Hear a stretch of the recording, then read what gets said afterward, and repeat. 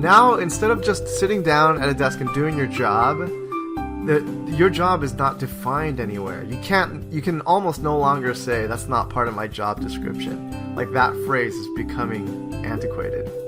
So it would be a lot harder for a baseball player to show up and the manager says, all right, today I need you to catch. I'm a center fielder. I weigh 160 pounds. I cannot play catcher. People will break me in half at the plate. That's like how it became, because we just found that, like, what if every player knew how to pitch? Like a really good pitcher, like deadly curveballs from everybody. Like, oh, this guy's pitching today, here's his weapon. Yeah, but that's totally it. Like, they would have their own weapons. You're right. All right. We got Jose coming up here in 3 batters, so I start warming up Johnson over there, because Jose can't hit Johnson's sinker. No, you bring up a more interesting point. This thing that I've always thought of, that in baseball, once you take a player out, you can't bring him back in the rest of the game. Oh, yeah. Why not? Well, I guess for pitchers, you can't have people warming up all the time, but it just seems like, why can't this guy that's just sitting on the bench go play shortstop for this batter? And then, like in football. They have salary caps, right? So that's probably kind of what keeps the teams around the same number of people. But if there's no salary cap, could a team just have like an A team, B team, C team? Well, not only is there a salary cap, there is a roster minimum, or there's a roster maximum. Oh, okay. Or there's like an exact number of people that you're supposed to have on the roster. Ah. If it's okay, this might be a trivia question. How many people? I think it's called the 55-man roster. Is that way off? Man, I'm supposed to be the baseball expert on this show. That sounds right, actually. And I can't tell you how many people are on a baseball team. That's not exactly an easy question. I can't believe I cannot tell you. Most people would answer the question when they say, how many people are on a baseball team? They would say 9. Yeah. But that's wrong. That's how many people are on the field. But how many people are on your team? I think in Major League Baseball, the number might be something like 55. So I hope it is. I hope so too. Hey, did I ever tell you? I knew a guy who worked. 45? 55 seems like too much. You don't need. No, it doesn't, because you there's a lot of pitchers, a lot of backup. Like the pitcher roster I can't itself. Let this go. Isn't that like 10 guys? Yes. Or is it less? Yeah. No, you're right. You could have 4 starters, 3 middle relievers, and 4 middle relievers, and a closer.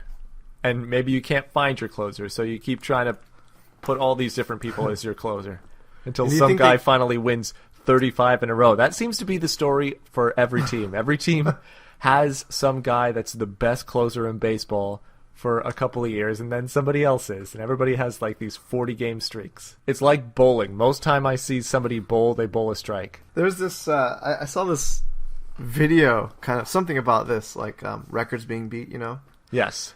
And they were talking about, like, why are world records being set in every Olympics?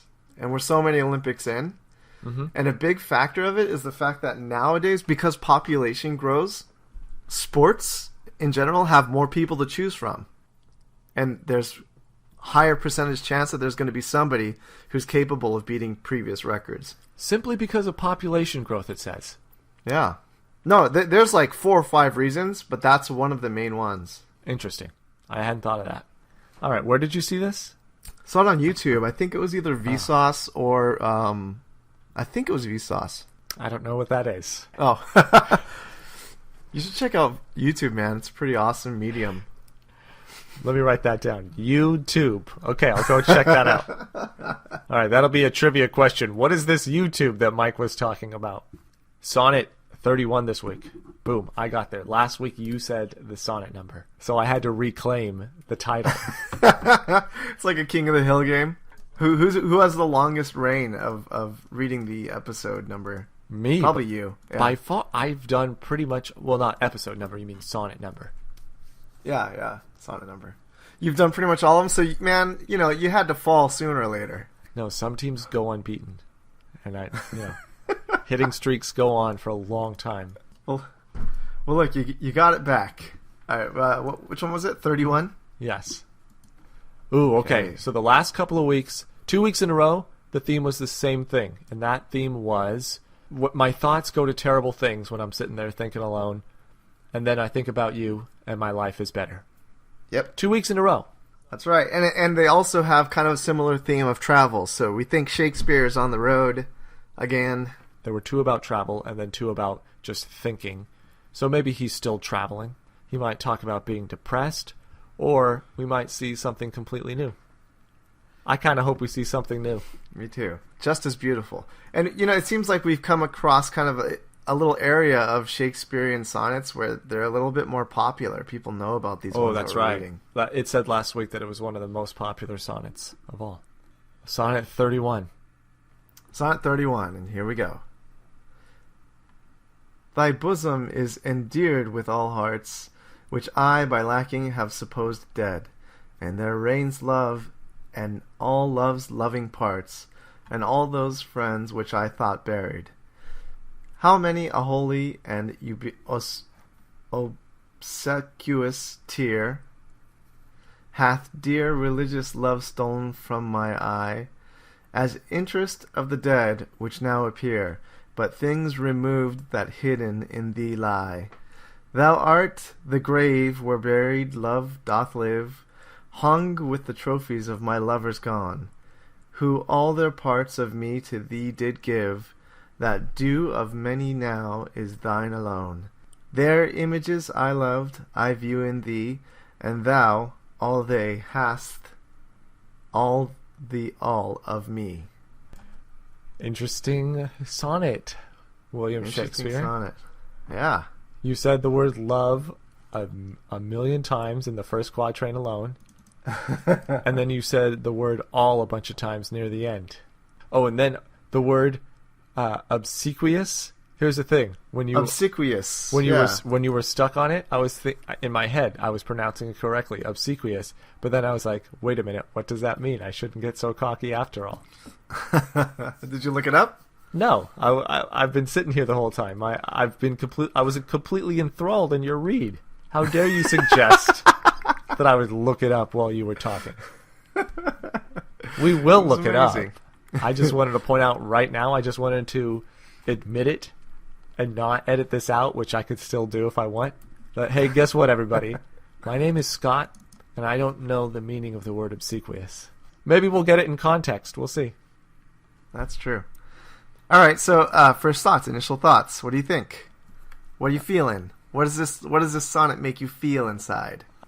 Something about mourning some sort of loss or ancestry or something of the past or my lovers of the past. I don't know, maybe I'm going through a yearbook and I'm looking at all my lovers from high school. Maybe that's what he's doing right now, going through his yearbook. I think I'm getting the same kind of themes. You're getting the yearbook theme? Yeah, I think I was thinking more along the lines of, one of the yearbook inserts, not the actual yearbook itself. Okay, but it's still in the yearbook. But similar, very similar. Okay. Sonnet 31. Oh, the yearbook sonnet. Yeah. He wrote that when he graduated. That was his senior gift. He wrote a sonnet to his graduating classmates. And it's hotly debated amongst experts whether he's talking mostly of yearbook signings or mostly of yearbook insert signings.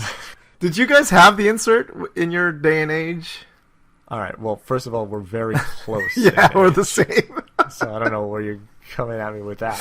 You're like a senior when I was a junior or something, probably. Yeah. Well, not too much. I don't think too much changed in yearbook culture between our years. No, but I do think that my high school didn't have the insert. Like, it's basically a bunch of blank pages with a sticky part that you can insert into the back of your yearbook for signatures. We didn't have that the first maybe year or two, and then we got them like once I was a junior or senior. So, well, I think there were blank pages in ours that said like signatures. I think there were blank pages in the book. Yeah, we had the blank pages that were a part of the original print. Okay, so you're saying it's like if you needed extra. Yeah, you could purchase a few extra sheets that would just go in the back, and it's what got a racket. Yeah, it was a pretty cool thing. But I'm saying, like, how much? Well, how much do they charge for it? I don't remember, but I'm gonna guess it was probably like $15, and people just $15 spewed out the cash for it. Wow, for pieces of paper, like something that at Target costs $3.99, and you're gonna spend $15 on it because, well, this is 5-weight paper minimum, man. okay, This is heavy matte finish. Would it still? Well, how much would it be at Staples then? Oh, easily $300 a pound. Well, how much for these 15 pages? I have no idea. Oh, I thought maybe you knew the price of paper. Oh yeah, I made it sound like I did, didn't I? You came at me pretty strongly, and I backed down right away. I'm not a guy that knows the price of paper. That's the best way to defeat somebody who doesn't know anything about it. Like Come the at me subject. strong, I'll give up every time. Yeah, go ahead. Tell me more. I'm learning from you right now. Yeah, that guy, every time I disagree with him, he tells me that he's learning from me. Go on, I'm learning from you now. That's a great line.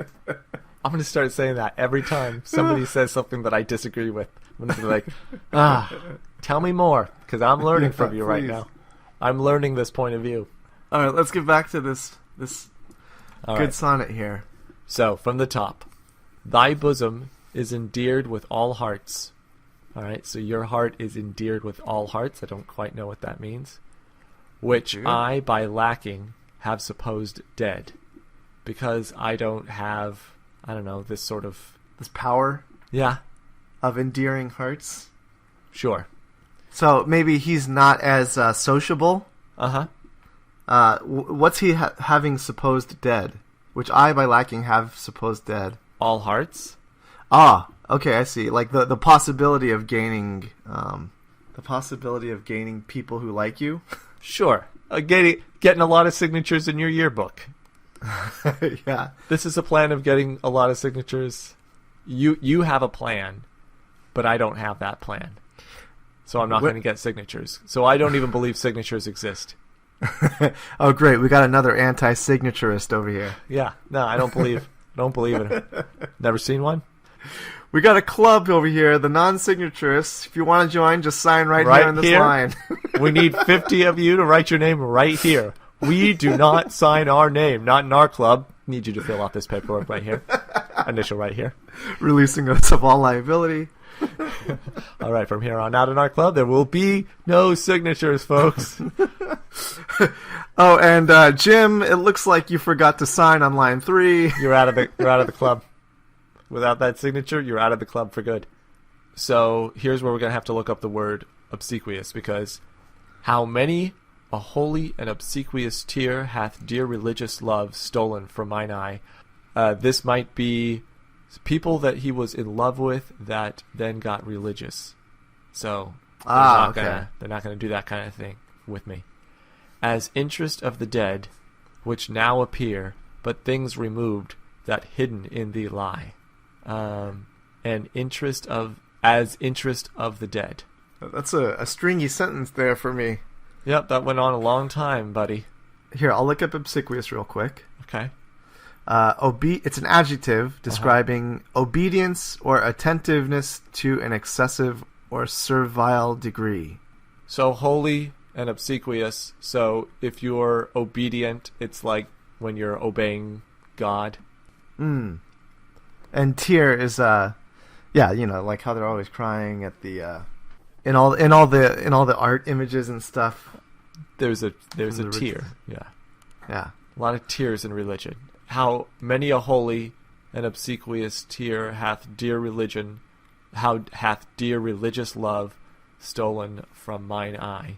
So, what has stolen Shakespeare's friends from him? And so we know it's religion, but why? Like, why has religion stolen friends from me? Because this is somebody that he loves and he wants to do impure things with, but they want the purity of religion. All right, I didn't see that before, but I think you're right. Okay, we'll see. It's kind of like the Billy Joel song, Only the Good Die Young. Only the good die young. Yeah. Is that it? It's him trying to get a Catholic girl to loosen up a little bit. For real? Oh man, Billy Joel and Shakespeare. Very similar. Yeah, very similar. Both poets in their own right. Shakespeare never sold out Madison Square Garden, though. That's not on his resume. You're right. Billy Joel is much better than Shakespeare. For Madison Square Garden records. Shakespeare has other records that Billy Joel doesn't have. There are a lot of playwriting records, a lot of those kind of things that Billy Joel doesn't have. Good. At that, yeah. Billy Joel, a lot better at selling out Madison Square Garden. But so are the Knicks, and they're not even any good, so, who knows.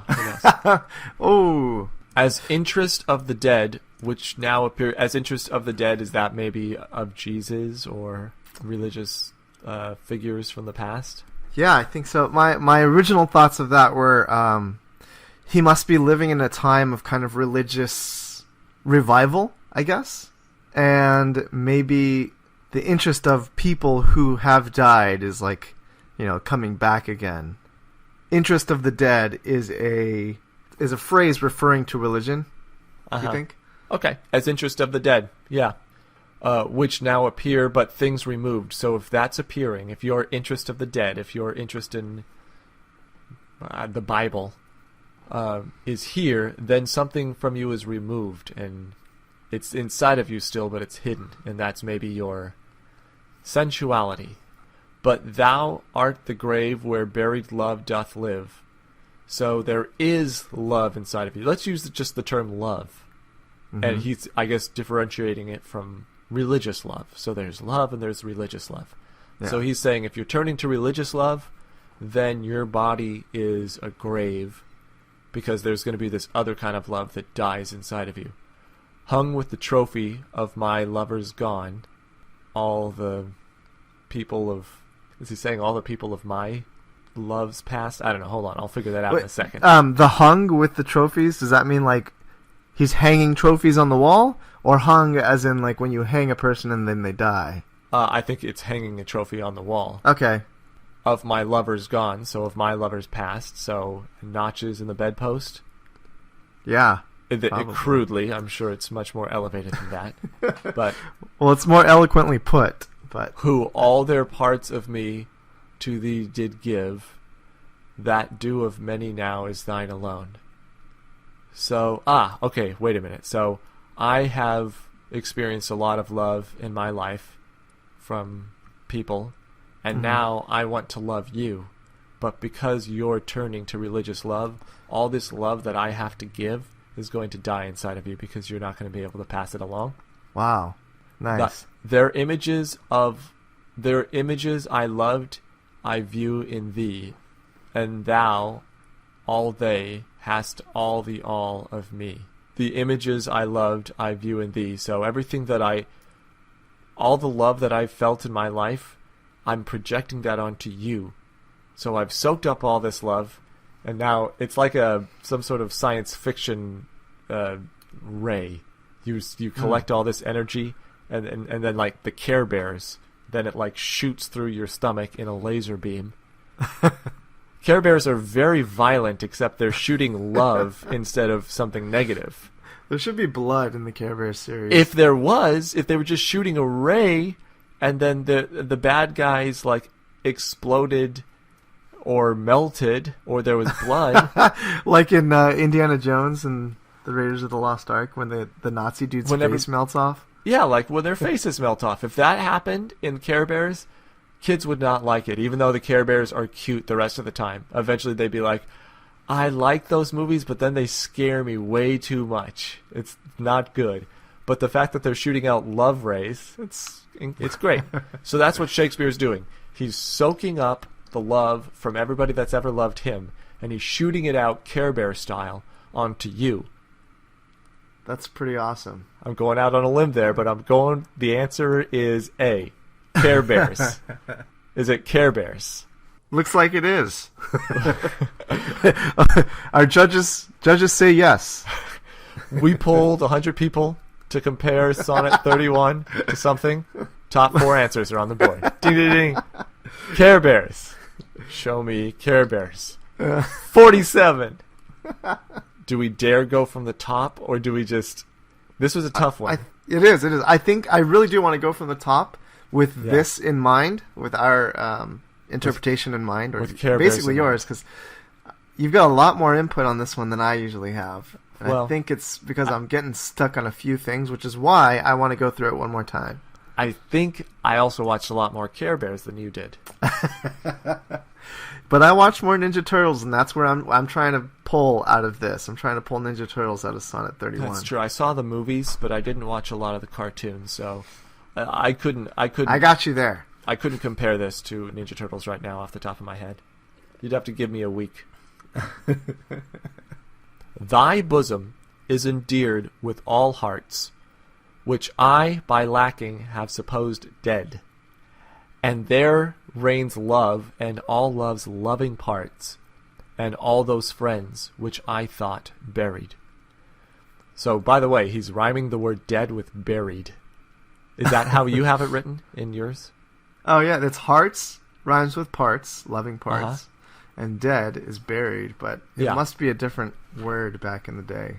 I'm going to go with, when I look at you, I see everybody that I've ever loved in my life, and all these people that thought I would never see again or think about again or feel again.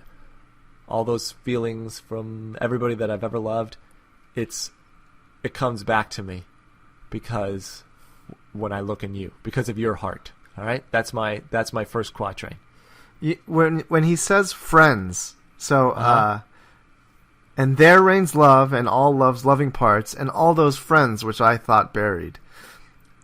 Is it possible the friends he's referring to here are maybe things that he once felt but doesn't feel or hasn't felt in a long time until he met her? Yeah, great feelings. They're not friends that I'm remembering.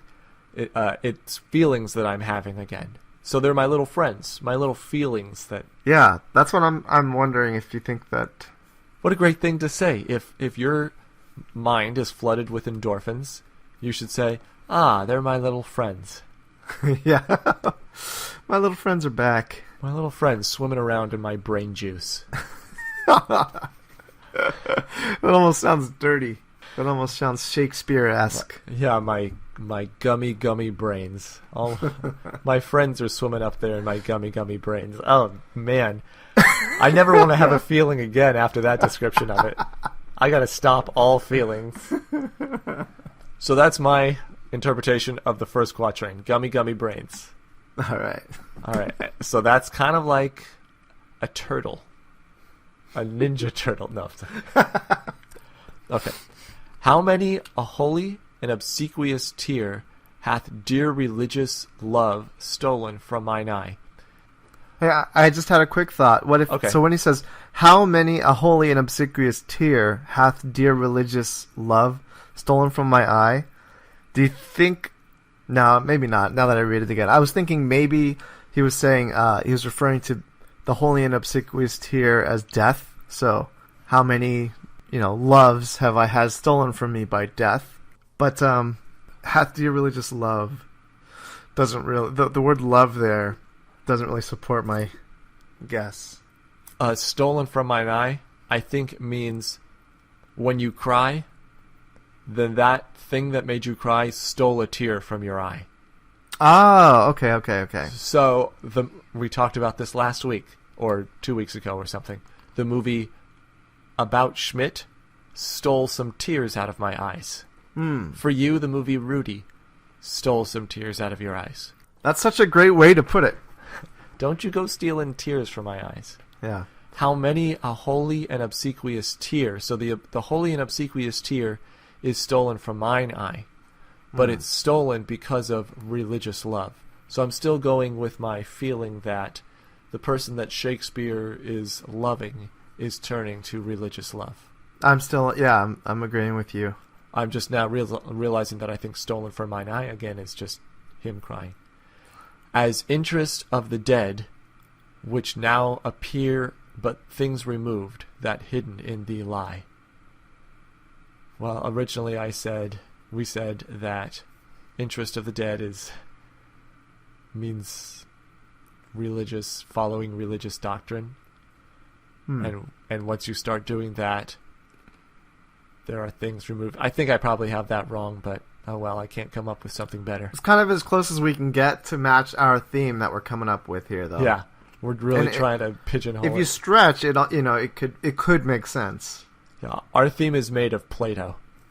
You can really stretch it out. Thou art the grave where buried love doth live, hung with the trophies of my lovers gone. Oh, now that I read, "Thou art the grave where buried love doth live," when he says, "As interest of in the last half of the previous quatrain." Okay. As interest of the dead, which now appear, but things removed that hidden in thee lie. Like, what if right there he's saying, loves now are in you because they were hidden, but now they're not. Like, I see them. Yes, because of you. Or there's things about them that because of you I'm realizing now. I'm feeling again. That's it, yeah. It's like hidden feelings are coming to the surface. Interest of the dead. I'm thinking about my grandma, and when I think about my grandma, it's a little bit different because she's not with me anymore, so I can't quite remember those feelings or something. Mm-hmm. But then because of you, all of my feelings are enhanced, and I can feel all those things again, so it's almost like my grandma's back because I love you so much. Well, then when you go on to the next line, it kind of makes a bit more sense. Like, you are the grave where buried love lives. There's hidden things in you. If I dig up your feeling surface, I could find buried love, hung with trophies of my lovers gone. Inside of you, I'm going to find all my love from the past. Yeah. Oh, okay. So maybe he's just saying that, like, meeting you makes me feel that feeling of love that I haven't felt in a long time. I felt it with a lot of people maybe when I was young, but now that I'm older, I'm feeling this fresh feeling again. And I'm finding it inside of you. Yeah. Who all their parts of me to thee did give, so they gave their love to me, and I'm giving that love to you. I'm really trying to not make the obvious STD allusion. Who all their parts that due of many now is thine alone. That due, like when you pay your dues, that due of many now. So there was some love in the past, is thine alone, and now it's all yours. I'm leaving it all to you. This is a tougher sonnet. I think he's referring to the love that he feels for this person is making him feel a type of love that he really hasn't felt in a long time. I think there's one more twist ending. Their images I loved, I view in thee. So all of my love's past is inside of me, and I'm seeing it in you. Mm-hmm. And thou, all they, so you, and all of them, hast all the all of me. So now it's inside of you. So now you're the Care Bear. Yeah, I think you're right. Now, all the people that he's ever been in love with have kind of like imparted some part of their souls in him, and now that he loves this new person, himself, as well as all the people he's loved in the past, are all part of this new person, right? Yes. If the Care Bears work that way, which they don't, but still, that's how the Care Bears should work. So there'll be somebody that's evil or bad, and they shoot their Care Bear rays at them by having a bunch of great feelings that Care Bear cares. So you just care about them really hard, and it shoots laser beams out of your stomach, and it hits the bad guy until they're out of the stomach. Yeah. So then they're not a bad guy anymore. Then they're like nice all of a sudden, and everything works out. The Care Bear's power would be even stronger if the person that they saved now has that same sort of Care Bear laser power, so then they can go spreading care all over the world. That's it. I think you got it. That would end the Care Bear franchise. It'd be like, remember when there was cute bears that had care power? It's like, yeah, everybody has care power. Yeah, it's so normal now. Yeah. It's so 1980. We don't need cute bears to do it anymore. Everybody has it. That should be like the 5th Care Bears movie. It's just called Care Universe. Careverse. Did you see Careverse? It's the fifth installment of the Care Bear movies. Oh, does it have the cute animated bears? No. It starred Dustin Hoffman and Robert De Niro. It just takes place. There's no cute bears in it. It's just people that have care power, because the virus, the good virus, spread. I'm sending all my Care Bear power to you. Please accept the care power that I'm sending to you. You could be the future Care Bear that we all need. You could be the Keanu Reeves in the Matrix version of Care Bears. In the couplet at the very last line, where he says, "And thou all they hast all of me." When he says all of me, is he's just basically saying, "You've got all, like you had me at hello. You've got all of me." Yeah. It's because he sees his previous loves in this new love. Yep. This new love plus all of his old loves have all of him. That's the most loves yet. Everybody else plus a little bit more. It doesn't matter how much you have. It's automatically the most love ever. Tag, you're it. All right. So Shakespeare's generally saying in this poem, we feel his new love somewhat reminds him of his old love and sort of brings up feelings that he hasn't felt in a long time. And because of that, he's head over heels in love with this new person. So we'll see if we're right on Mike and Scott Read a Poem.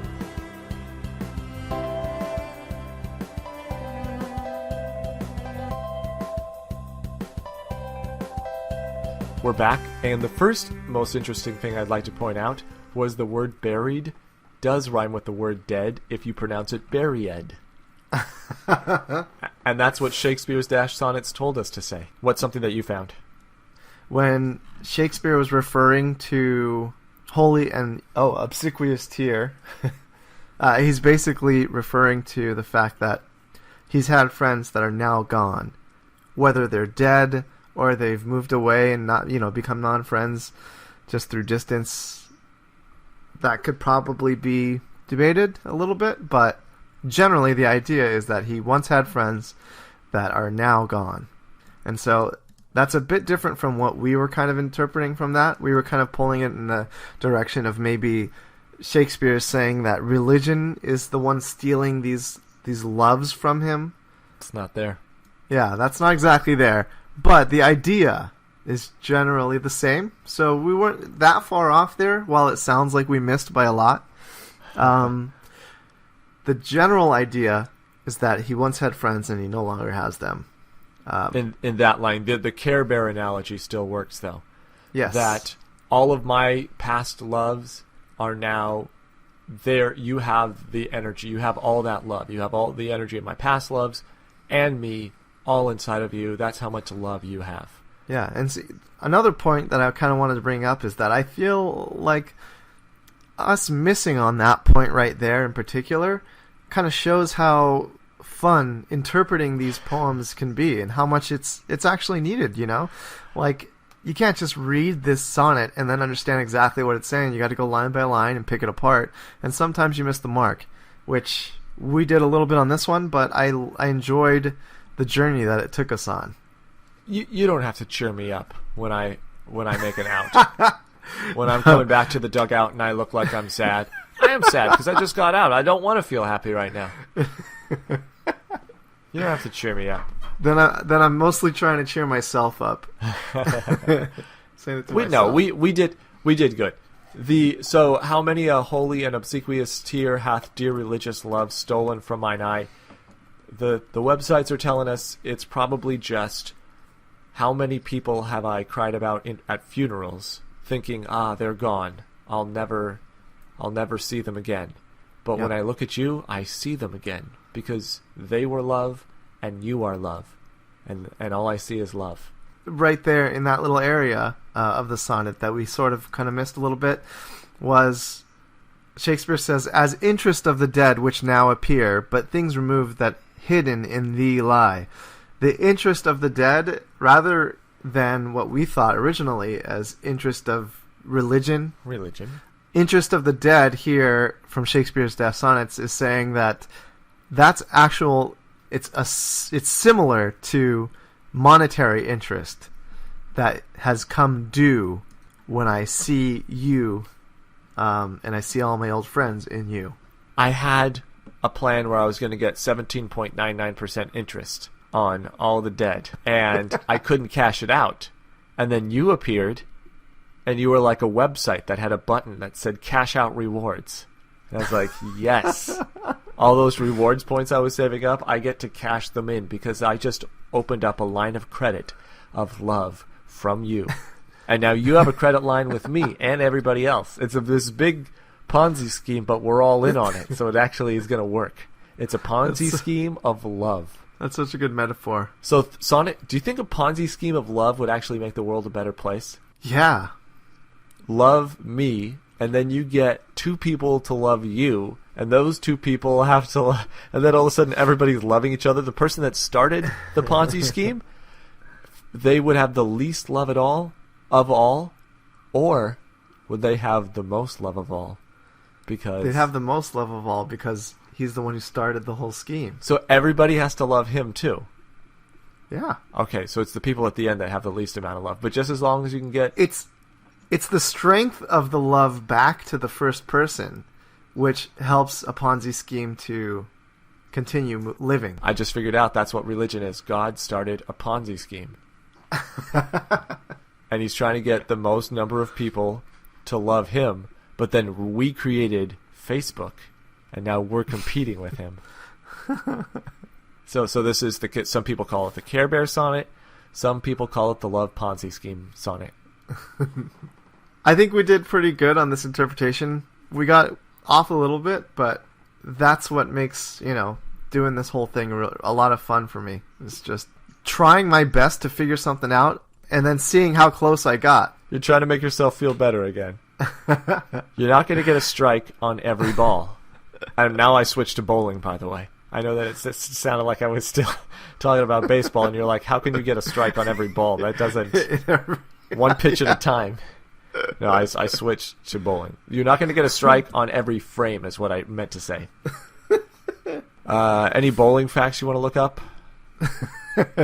Is it possible to get a strike on every ball? Well, yeah. If you get... Oh, actually, I speaking of bowling and strikes on every frame, I worked with this guy who's a very, very, very good bowler. We even went bowling one time, and he got like a 250 without even... He was telling me that nowadays technology has almost ruined the sport of bowling. Huh, interesting. Because it's interesting because it's so easy to get strikes now. A 300 game is nowhere near as rare as it used to be. It's actually almost to the level of becoming common. Well, isn't it because the population is getting so big that people are just naturally going to be better bowlers? They're just getting better at it. We just have enough people in the world. Some of them are going to bowl well. That could have something to do with it. You think that adding an extra billion people, that maybe there weren't going to be 5,000 or 6,000 more good bowlers out of a billion? Are you crazy? Of course there was going to be 5,000 or 6,000 good bowlers. Sheesh. The human race was meant to bowl, and so they bowl. Oral Hershiser in baseball. Oh, it's what I was talking about earlier with streaks. I forget what streaks were we talking about? Oh, how many times in a row I said the sonnet number, and then last week you broke the streak. So what's the streak for most strikes? Has somebody thrown 2 perfect games in a row? 3 perfect games in a row? I'm talking about in tournament, I wonder if they even... Yeah, I wonder if they even record that.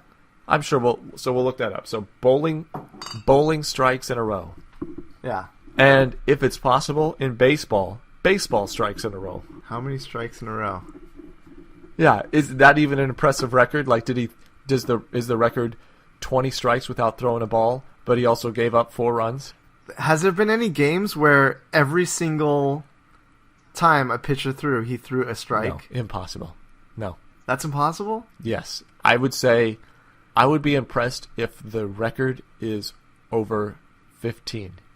I'm going to say the record strikes in a row. I'm going to say the record's going to be, I don't even know if there is a record, but I'm going to say 12. Do you want to take a guess? I was originally going to guess in the 50s, but... Maybe you're right. No, you know how records are. So records are crazy. The record, it might be in the 50s. But you got my confidence waning now. on my 50 number. Well, I still should have shown a little more guts and at least said 18, which is what I'm saying now. All right, I'll go with 15. But also, if it's 12, I'm going to be like, yeah, I kind of got it. You're like, no, you changed. I'm like, no, I said 12. All right, so baseball strikes in a row, bowling strikes in a row. You know what? This is the first week that it's been an all baseball question trivia segment. How many men are on a baseball roster? 35 man, 45. I think it ends in 5, or it's the 47 man roster. The other thing is there's like a playoff roster. They get to have some more, some less. I don't know. So we'll look up 55 man roster. So we'll look up all 3 of those baseball questions. Do you have any non-baseball related question you'd like? Well, there's the bowling one. Oh, that's right. So sports. It's all sports related. Yeah. Nothing. No, that's it. Anything about Care Bears that you'd like to know? I might be able to just answer it for you. Can you name a single Care Bear? There is. Well, I can think of Care Bear cousins. Care Bear cousins. They had much more memorable names. Well, it was like Braveheart or shoot. I don't know. You might be right. Braveheart sounds like it was. Now, don't forget. Now there was a movie with Mel Gibson. Are you confusing it? No, I think Braveheart is one of the Care Bear names. Or Lionheart. And then I thought I knew. You know, this is terrible because one of our listeners is my sister, and she's going to know all these things, and she's going to be the only one very mad at this part. There was a bunny who Swiftheart. Swiftheart's the one? Yeah, so I'm going to say that Braveheart, whatever his name is, it's not Braveheart because it's Swiftheart's name is Swiftheart. So I don't know what the lion is. All right, cool. Well, we'll look them up. All right, so we'll have those answers on Mike and Scott Read a Poem.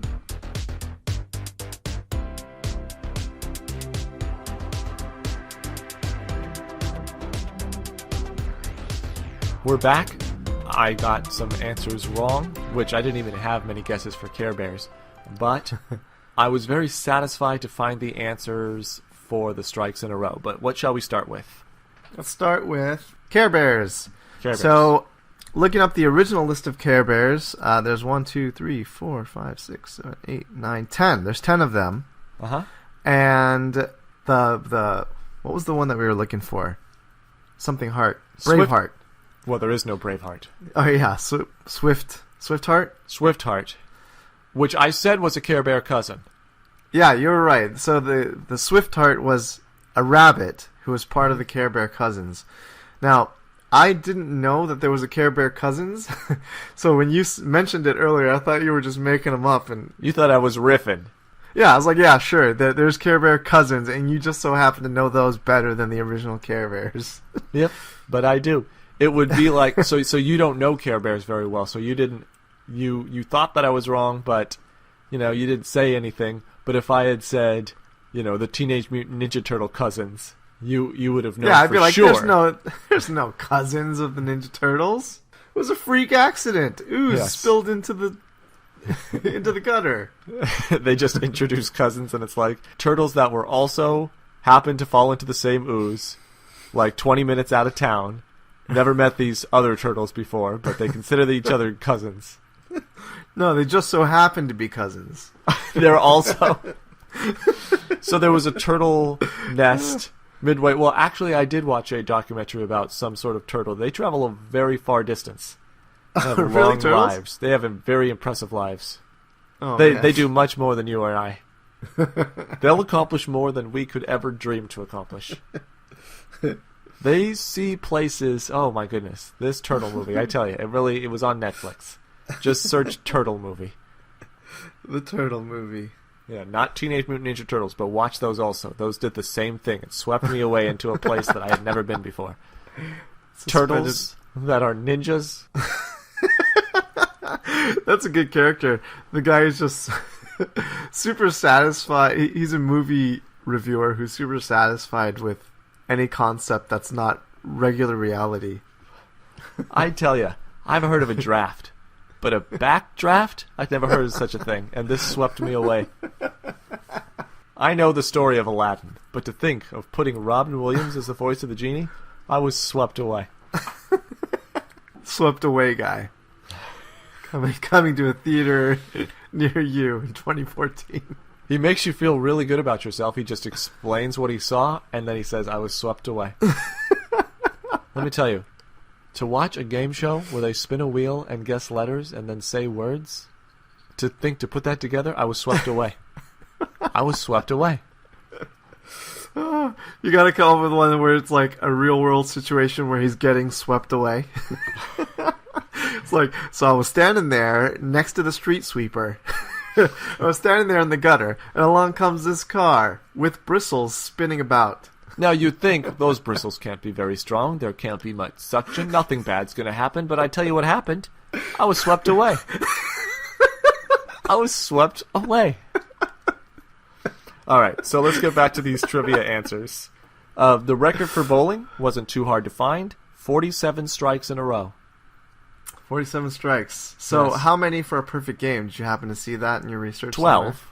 Well, my research called my mind. No, it's 12, and then... Oh, yeah, so it's 10. There's 10 frames, and you right? get two free. Then you get two free little rolls there. Yeah, you okay. get a strike okay. on the 10th. We'll throw in a little something extra. Listen, we heard it was the 10th frame, and we wanted to get you a little something. So for bowling that strike, here's 2 more turns. Go ahead. Just don't say anything about it. Just go ahead and bowl. 42 strikes in a row. That's pretty ridiculous. Imagine It that gets being even a better. competition. It's 47. Oh, 47. Yeah, it gets even better than you think. So that's almost 4 perfect games in a row. It's 3 perfect games in a row, and you came so close. 4 times 12 is 48. Yeah. Are you looking that up? 4 times 12? No, I wanted to look up 47. I said 4 times 12 is 4, and then I hear clicking. All right. How do you bowl 47 straight frames? Because aren't games 3... tournament games are 3 games long, No, right? who knows what was happening? Or it could be in 2 different rounds. But yeah, so you're right. We could look up the specifics of this, but I don't know. Maybe they just said keep bowling until you miss. I don't know, but I think it said it was in a tournament. Anyway, your questions are. I'm grabbing at my collar right now because I realize I've been caught.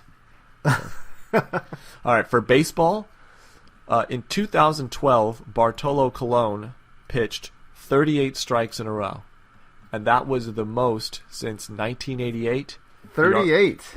Yes, 38 strikes. So that was way. Damn. You were good to guess 50. I mean, you were wrong, but you showed heart. I said 12. And then I bumped it up to 18. The answer is 38. I showed no courage. You were still technically Price is Right, correct? Yes, that's true. So I win. I get to spin the giant wheel. I was swept away by that giant wheel. All right. So the rosters... I was terribly wrong about this. Go ahead. Oh, okay. So the rosters on baseball, in Major League Baseball, there's 2 main rosters. There's a 25-man roster, and that's a roster comprised of all the players who are actually playing on the Major League team. Then there's a 40-man roster for every Major League club organization, where they can have 40 men who aren't assigned to the 25-man roster. But are assigned to minor league teams? Yep. They're Okay. associated. It's called the expanded roster. So it's any player who's signed to a major league contract, but they don't have to necessarily be playing for the team at that moment. So I was way off when I said 55-man, but in football they do have 53-man rosters. But they have 11 people on the field at a time for offense and defense, and those people are getting hurt all the time. So that's a lot bigger. Not that baseball players don't get hurt, but you don't need 55 baseball players. They'd never get to play. 9 players at a time. Sometimes those players play almost the whole game. The rest of the 46 players would be out there like, hey, are we ever going to get to play? Like, sorry, 46 players. They're there just to keep the other players warm, Yeah. so they can stand in a big group of people on the sidelines. Oh, it's cold out here. Can you bring out the other players? Okay, just huddle around us, boys. We need your warmth. All right. Yeah. So, Do they dress? Do they actually dress? well, luckily there aren't 55 baseball players, but No, I mean in football. in football? Yeah. Well, if they're all healthy, yeah, they all dress. They all dress and then well, line up on the side. I could be wrong, but I think it would be wise to have them all dressed in case you need to put one of them on the field because of injuries. You don't want to have to say, okay, first, go put on your uniform. Secondly, go out there and play. Like that's why the commercial break is so long, not because they're taking off the injured player, but because the replacement player is putting on his uniform. Do you think that there's a player who's been traded around different teams, but he's never made it onto the like first line, and he's just an incredible second line player who just never made it up? There's probably some quarterbacks who are like that. It's just like amazing quarterbacks, but they're always behind like a Warren Moon or Dan Marino or something. It feels like if you're a really good quarterback, you're going to get your shot. Because you just get in there somehow, and you have a really big game. There was this guy behind Aaron Rodgers named Matt Flynn, and the Green Bay Packers were in the playoffs for sure. So for a day, they took Aaron Rodgers out so that he could rest and not get hurt. 5 or 6 touchdowns. And I think 400 yards. And people thought, wow, this guy is legit. Next year, a team signed him to a big contract and said, you're our starting quarterback. And guess what? He's never been that good again. Oh, man. So then he fell back down to a second stringer, and then, another team tried him, and it just wasn't happening. It's like he won the lottery. Yes, but now he's back in Green Bay, and he's backing up Aaron Rodgers again. So, hey, he got his old job back. Damn, that must have been a pretty amazing ride. Although stressful. Could you imagine having to live up to the hype of you throwing those 6 touchdowns originally? I always thought he was going to get back there. I had him in fantasy, and it just never worked out for me. But, I hope it works out for him. But the more important fact is he's a guy making millions of dollars a year playing sports, so he's doing just fine. Like, it's very impressive that he's good enough for a team to say, we need you in case our star gets hurt. Yeah. No NFL team, this is a fact. No NFL team in history has ever needed me in case somebody gets hurt. But they do need Matt Flynn. All right.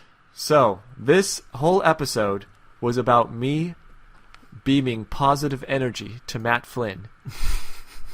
All the love that I've ever felt in my life for any sports figure, for Kobe Bryant, for Magic Johnson, Cal for Ripken Kirk Gibson, Jr., Cal Ripken Jr., Ken Griffey Jr., all that sports love that I have, I'm firing it at you, Matt Flynn.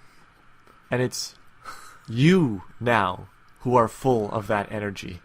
So you go out there and be the best Matt Flynn that you can be, which is also as good as Darryl Strawberry and Mickey Mantle and Willie Mays combined. I said a whole bunch of baseball players, a couple of basketball players. I did not say a single football player. Or a hockey player. Lift up the great one. And Wayne Gretzky, because he owned a very famous baseball card, the Honus Wagner tobacco card. He's a hero of mine because he owned that card. I hope that you feel inspired, Matt Flynn. We're always here for you on Mike and Scott Read a Poem. You gotta, hopefully somebody who knows Matt Flynn will forward this one on. They send it to him and he's like, what are you sending me this Shakespeare thing for? And then he listens to the whole thing and he's like, wow, I am Sonnet 31.